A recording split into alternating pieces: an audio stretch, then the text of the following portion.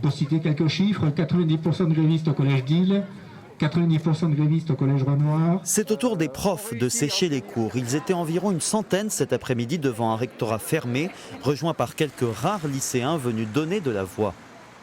On n'a pas le temps, on fait tout à l'arrache, on n'en peut plus. Et ça nous fait peur. Leurs cadets du collège doivent connaître, selon eux, les mêmes protocoles.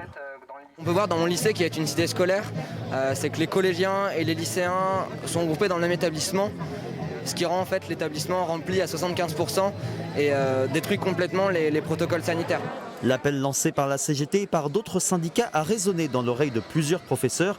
Et pour eux, qui dit situation sanitaire exceptionnelle, dit mesures exceptionnelles. Ils réclament plus de moyens accordés au collège. Des mesures qui auraient dû être prises il y a maintenant de nombreux mois n'ont pas été. On sait qu'en Espagne et en Italie, par exemple, ils ont recruté des enseignants pour pouvoir dédoubler des classes, par exemple. Et donc, nous, c'est ce qu'on demande parce que concrètement, on veut bien mettre en place des protocoles sanitaires, des gestes barrières qui sont évidents étant donné la pandémie. Maintenant, les conditions ne sont pas réunies. Autre problème, les programmes scolaires. Au collège comme au lycée, les grévistes estiment nécessaire de revoir les exigences de l'école. Nous demandons d'urgence que les programmes soient aménagés, soient revus, soient limités.